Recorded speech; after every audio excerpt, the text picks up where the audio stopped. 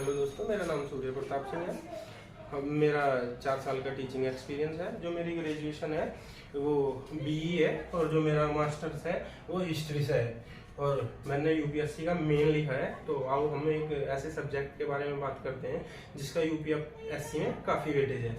हम बात कर रहे हैं जियोग्राफी की। जियोग्राफी का क्या है, यूपीएससी में भी और स्टेट पीएससी में भी काफ़ी योगदान है, काफ़ी नंबर का आता है। तो आज हम उसके सिलेबस के बारे में चर्चा करते हैं। तो हम बात कर रहे हैं जियोग्राफी की। जियोग्राफी मूल रूप से 2 टाइप का होता है जो हम पढ़ते हैं, मगर यूपीएससी के पॉइंट ऑफ व्यू से हम उसको 4 टाइप का पढ़ते हैं। जैसे पहला ये है कि भौतिक भूगोल, जिसे हम बोल रहे हैं फिजिकल जियोग्राफी, एक मानवीय भूगोल हो, ह्यूमन जियोग्राफी। 2 टाइप का ही हो, मगर यूपीएससी के पॉइंट ऑफ व्यू से हम उसको 4 टाइप का पढ़ते हैं। जैसे भौतिक भूगोल हो गया, भारत का भूगोल हो गया, और जी मानवीय एवं आर्थिक भूगोल हो गया, और एक हो गया विश्व का भूगोल। हम 4 टाइप से पढ़ते हैं। मगर हम अभी क्या पढ़ने वाले हैं कि जियोग्राफी में हमारा पहला जो चैप्टर है वो है भौतिक भूगोल का। हम सिलेबस के बारे में जानना चाहते हैं कि हाँ क्या क्या यूपीएससी में आने वाला है, क्या क्या चीज हम पढ़ने वाले हैं, क्या क्या हम आगे चल के करने वाले हैं। तो हम बात करेंगे भौतिक भूगोल की। मूलभूत सिद्धांत, मूलभूत संकल्पना, ये भौतिक भूगोल है। इसमें पहला जो इसका चैप्टर है भू आकृति विज्ञान। भू आकृति विज्ञान, इसके नाम से ही हमें स्पष्ट होता है।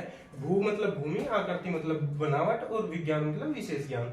इसमें क्या है कि जो भूमि है उस पर पर्वत है, पठार है, ये सब चीजें हैं, जो उसकी बनावट है, जो उसकी आंतरिक संरचना है, उन सब के बारे में चर्चा करते हैं। इसमें क्या है, जैसे पृथ्वी की आंतरिक संरचना। पृथ्वी की आंतरिक संरचना में भूपर्पटी, मेटल और क्रूड, इनके बारे में पता लगता है। तो इसको पृथ्वी की आंतरिक संरचना। चट्टाने बेसिकली 3 टाइप की हो, आग्नेय शैल बोल रहे हैं जिसे, और अवसादी शैल बोलते हैं, और एक होती है रूपांतरित या कायांतरित शैल। उसके बाद पृथ्वी पर प्राथमिक द्वितीय संरचनाएं, जो पृथ्वी की संरचनाएं हैं उनके बारे में भी हम भौतिक भूगोल के अंतर्गत ही पढ़ते हैं, जो भूआकृति विज्ञान के अंतर्गत आता है।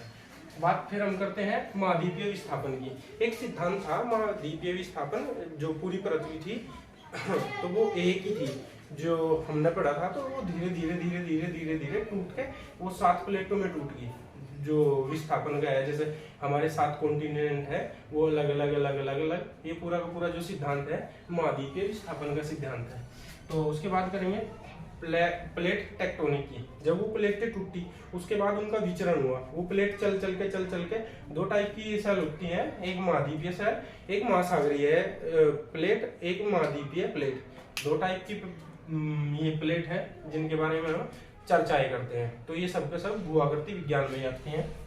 उसके बाद हम बात करने वाले हैं भौतिक भूगोल की महत्वपूर्ण घटनाएं। भौतिक भूगोल में क्या, जैसे भूकंप आ गया, ज्वालामुखी आ गया, और जैसे सुनामी आ गई, या भूस्खलन हो गया, ये सब की सब चीजें इसके अंतर्गत ही आती हैं।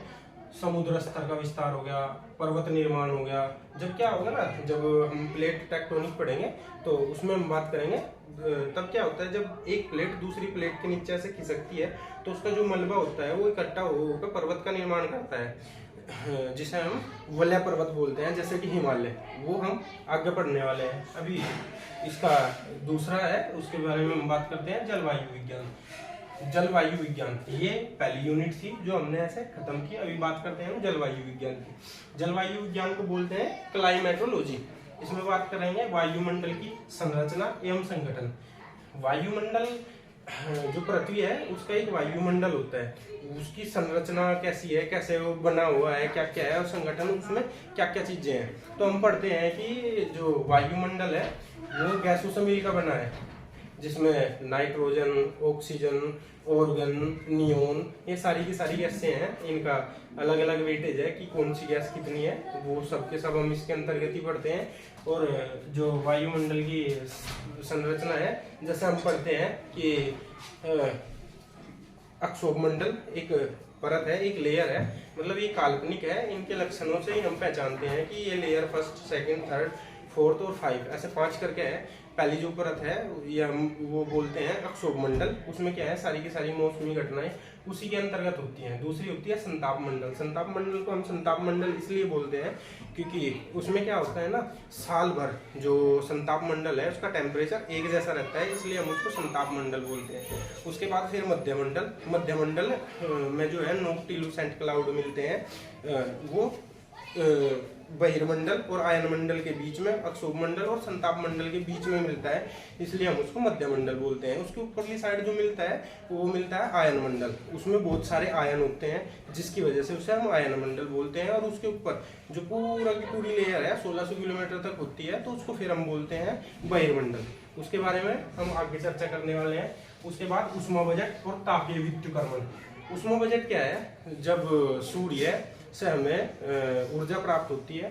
हमने माना कि सूर्य से हमें 100 यूनिट ऊर्जा मिली, मगर होता क्या है कि कुछ ऊर्जा ना हम बिना यूज किए ऐसे ही वापस कर देते हैं। करते सारी को है, जितनी भी पृथ्वी को ऊर्जा मिलती है सारी को सूर्य को वापस ही कर देते हैं, मगर क्या होता है कुछ को कुछ देर के लिए रोक लेते हैं। वो पूरा का पूरा बैलेंस उष्मा बजट कहलाता है। उसके बाद करते हैं तापीय विद्युतीकरण। तापीय विद्युतीकरण कब होता है, कैसे होता है, इसके बारे में अगर हम सोचेंगे देखेंगे तो क्या होगा, जब हम नीचे से ऊपर की साइड जाते हैं तो हमेशा जो टेम्परेचर होता है ना वो धीरे धीरे धीरे धीरे धीरे घटता है।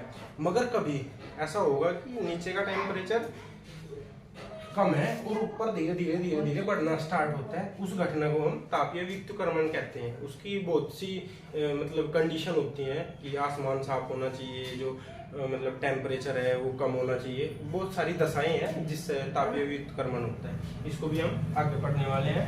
उसके बाद है ताप पेटियां और दाब पेटियां। अभी पृथ्वी पे क्या है ना, सूर्य जो पृथ्वी है अपना 23.5 डिग्री, 23.5 डिग्री मतलब ठोडी से लेके यहाँ तक अगर हम ये चीज बोलेंगे 23.5 डिग्री है, पृथ्वी 23.5 डिग्री पे होती है, तो सूर्य उसको कभी ऐसे तो कभी ऐसे मिलता है। तो इसलिए क्या होगा ना, कहीं पे ताप ज्यादा होगा कहीं पे कम होगा। ये पूरी की पूरी ताप पेटियां और दाब पेटियां, ताप के साथ में दाब पेटियां, कहाँ पे हवा का प्रेशर ज्यादा है क्या है, ये सब का सब मिलता है। इसमें हम आगे बात करने वाले हैं। उसके बाद पवने, प्राथमिक पवने, द्वितीयक पवने, व्यापारिक पवने, ध्रुवा पवने, पछवा पवने, इन ये सब पवनों का निर्माण कैसे होता है, क्या होता है, ये सब चीजें हैं। उसके बाद फिर हम बात करते हैं वायु राशि की।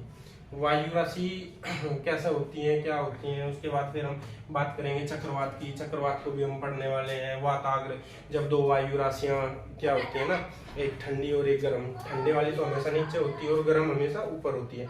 जब वो आमने सामने आ जावे, एकदम ठहराव हो जावे, तो उस चीज को हम वाताग्र बोल रहे हैं, फ्रंट भी बोल रहे हैं उस चीज को।